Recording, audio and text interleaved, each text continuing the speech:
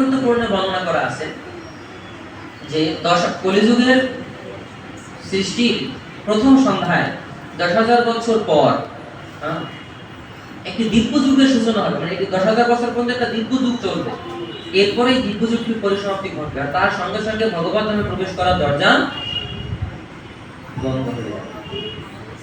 বুঝতে পারলেন? মানে এখনই সময়, আমরা ইংলিশে পড়তাম না, it is high time to discuss. এর একটা হচ্ছে সেরকম, এখন সেই উপযুক্ত সময়।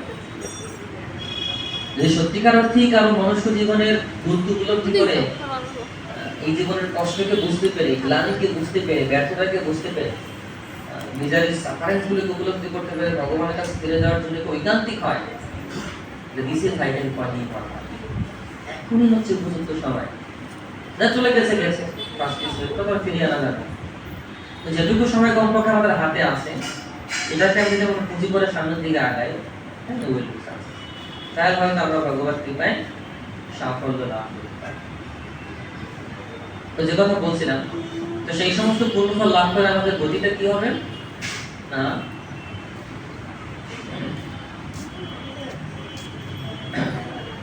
যে হৃদয়ের সমস্ত পাপ বাসনাগুলোকে ধীরে মুছে সাফ করে দেবে।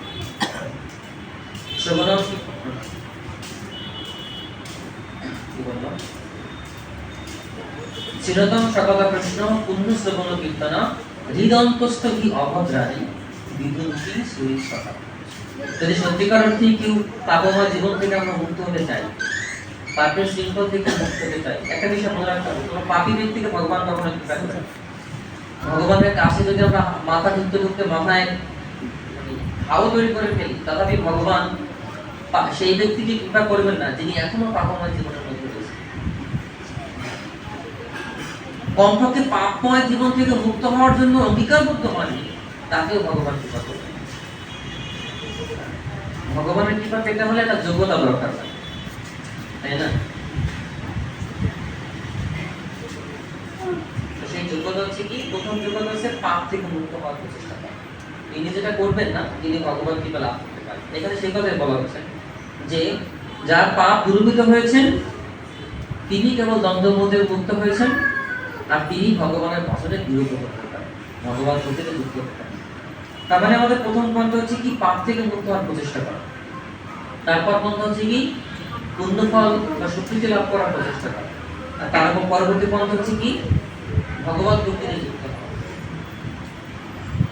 এটা ধাপে ধাপে পন্থা না, কিন্তু আশ্চর্যের বিষয় হচ্ছে, সৌভাগ্যের বিষয় হচ্ছে, কেউ যদি ভগবত ভক্তিতে যুক্ত হয়ে ভগবানের কথা শ্রবণ কীর্তন করে, তো এই তিনটি বিষয় একই সঙ্গে সাধিত হয়ে যাবে।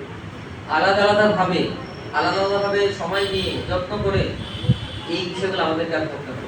একই সঙ্গে আপনা আপনি এগুলো হয়ে যাবে। শুধু একটা কাজ আমাদের করতে, সেটা হচ্ছে কি? শ্রবণ কীর্তন রূপ ভক্তির মাধ্যমে আমাদেরকে ভগবানের কথা শ্রবণ করা, কীর্তন করা, আর এগুলোকে পালন করা, জীবনে প্রতিনিধিত্ব করা। এই হচ্ছে বিষয়। তো এই জন্য যখন আমরা পাপ থেকে মুক্ত হব, পাপময় জীবনের শৃঙ্খলা থেকে আমরা মুক্ত হব, তখন সত্যিকারে আমরা শান্তি পেতে পারব। একটা কথা বলি না যে পাপ করবে রাশি রাশি, ফল পাবে কি মাসি পিসি? না, যে কর্ম করবে, যে পাপ করবে, কর্মফল বা পাপের ফল তাকে ভোগ করতে হবে, তাকেই ভোগ করতে হবে। আমরা ভগবানের কাছে এসে প্রার্থনা করতে পারি আমাদের দুঃখের যন্ত্রণায়, চাহিদায়, ইচ্ছায়, অনিচ্ছায়, কিন্তু ভগবান সকলের প্রার্থনা শুনেন না। মানে শোনেন, কিন্তু কি করেন না? সাড়া দেন না।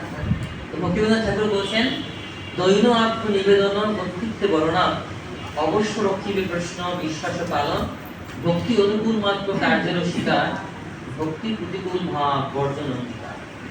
এগুলো হচ্ছে শরণাগতি, আত্মসমর্পণের পন্থা, দৈন দীনতা, আত্মনিবেদন, কর্তৃত্ব বর্ণনা। এর মধ্যে এর স্বরূপ হচ্ছে কি? আত্মনিবেদনের কর্তৃত্ব বর্ণনা। কৃষ্ণকে পরম গুরু, সর্বতপস্থায় গুরু রূপে স্বীকার করা।